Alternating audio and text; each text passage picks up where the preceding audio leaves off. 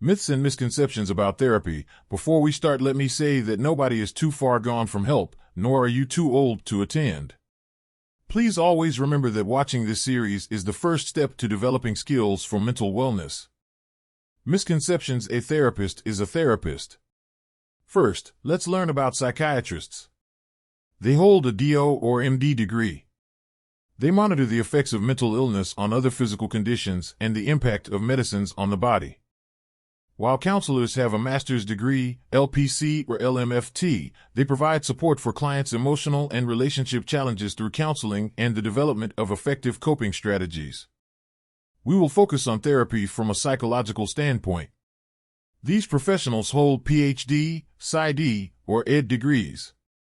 They study the mind and behavior while conducting significant research and sharing their knowledge through teaching. Therapy is more than just receiving advice or venting your feelings. It's a misconception that therapy is exclusive to white folks. In reality, therapy is for everyone, regardless of race or ethnicity. Furthermore, seeking therapy doesn't mean you're crazy. It's a proactive step towards mental and emotional well-being. Ultimately, therapy involves changing how you perceive and approach various aspects of your life. Let's look at differences between advice and therapy through a conversation between Nia and Junior. I'm just so tired of everything going on right now. I hear you.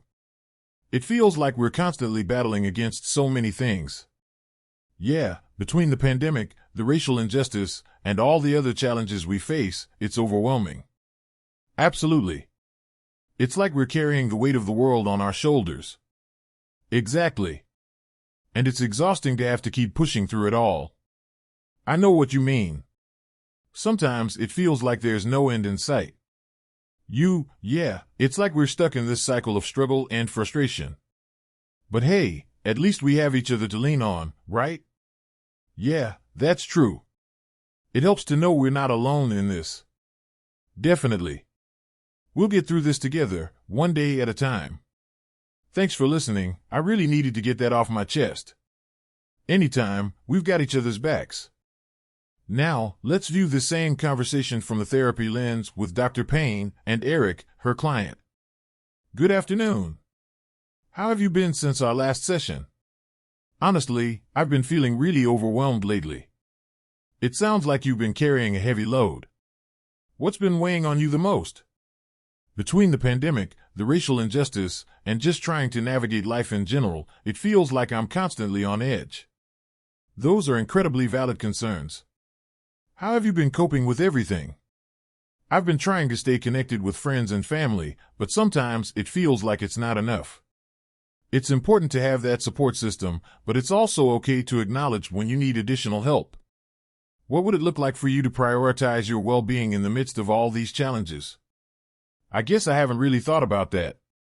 Maybe I need to give myself permission to take a step back and focus on self-care. That's a positive step. Self-care is essential, especially during times of heightened stress. How can we work together to develop strategies that support your mental and emotional well-being? Maybe we can explore ways to manage my stress and find healthy outlets for processing my emotions. Absolutely. We can work on mindfulness techniques, stress management strategies, and creating a safe space for you to express yourself freely. Thank you. I really appreciate your support. You're welcome. This is an example of how therapists help to navigate and support their clients every step of the way. When to go to therapy. 1. If you want to talk to someone and be heard. 2. Life be life in. 3. When life feels heavy. 4. When a hug can make you feel like crying. 5. When it's hard to fall asleep even if you are tired. 6. When you are letting your loved ones down and you can't power through it to stop. 7. When you are binging TV/shopping to feel something or be happy. 8. If you can't trust your thoughts or self. 9. Chasing after an unemotionally available partner. 10. Constantly chasing over achievement. If you say yes to one of these, it is time to go to therapy. What therapy allows. 1. Discover your interests. Use therapy as an opportunity to explore and find things that bring you joy and fulfillment. It's a chance to focus on your likes and interests. 2. Express your emotions. It's okay to cry and show your feelings during therapy. It's a safe space to be vulnerable and let your emotions out. 3. Get to know your therapist. Take the time to understand your therapist's style and personality. Building a positive and trusting relationship is integral to the therapeutic process. 4. Embrace the discomfort. It's normal to feel uneasy at first, especially when opening up to a stranger. Building trust and rapport takes time, and taking it at your own pace is okay. Some people stay in therapy no matter how your therapist makes you feel. And that's not right. When choosing a therapist, it's crucial to recognize intersectionality and be mindful of microaggressions and how they sound. A microinsults is when a black client expresses frustration about being consistently mistaken for another black colleague by their supervisor. The therapist responds, "Maybe you're just being too sensitive about it." It's not like they're doing it on purpose. During a therapy session, a black client discussed their experiences of feeling judged and stereotyped by others in social situations. The therapist responded, "I'm sure people don't mean anything by it. Maybe you're just misinterpreting their intentions." This is an example of a micro-invalidation. Finally, a micro-assault from a therapist sounds like a client from a minority background who discusses feeling overwhelmed by workplace discrimination during a therapy session. The therapist responds, "I'm sure it's not as bad as you're making it out to be." Sometimes, we can blow things out of proportion when we're stressed. These are all examples of things your psychologist should never say. This brings us to the empowerment and choice. Remember, you are in control during therapy. You can leave anytime and make decisions that are best for you. You're in the driver's seat of your healing journey. Use this diagram to decide when to leave and stay in therapy. Do psychologists think it's super important to keep your privacy? It's a big part of their job rules. And get this, it's even a condition of their official license. When you talk to a psychologist, your secrets are safe with them.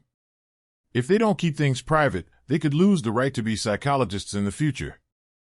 How can I pay for psychotherapy? Therapy can vary from no coverage to full coverage, depending on your specific plan. Costs can vary based on different factors, like the therapist's training and experience. When therapy is covered by your health insurance plan, and if your therapist accepts it too, not all do, then clients usually pay a copay instead of the full fee out of pocket. In some parts of the U.S., a single session can range from $100 to $200. If you decide to see a therapist who is outside your insurance network, meaning they don't accept your insurance, some plans may still reimburse you for part of the cost. When it comes to therapy, people are 3 to 6 times more likely to visit a provider outside their network. To get reimbursed for these out-of-network services, your insurance will probably ask for a superbill. A superbill is like a detailed receipt that includes all the information the insurance company needs to process reimbursement claims. It has diagnostic codes from the clinician who provided care during your therapy session. Establishing a strong rapport with your psychologist is crucial, therefore don't hesitate to ask potential candidates about their training, clinical expertise, and experience in addressing issues similar to yours. Whether it's through a phone interview, a brief 15-minute consultation, or during your initial session, prioritize finding someone who puts you at ease and instills confidence in you. Successful treatment is the result of 3 factors working together. Evidence-based treatment that is appropriate for your problem. The psychologist's clinical expertise. Your characteristics, values, culture, and preferences.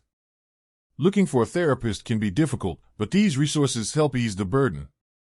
They will be available in PDF format for download on my website. Please feel free to use these resources for your mental wellness journey. This video helped you decide more about what care you want to receive in therapy. This was the first video in a series of 5 in total. The 4 other videos are about psychotherapy approaches and different types of therapies. Exploring different treatment modalities. Providing a guide to engaging in cognitive behavioral therapy, CBT, in the Black community. Understanding the potential benefits of eye movement desensitization and reprocessing, EMDR, for the Black community dealing with PTSD. Exploring how the Black community can benefit from emotion-focused therapy when addressing emotions. Thank you. Here are the references.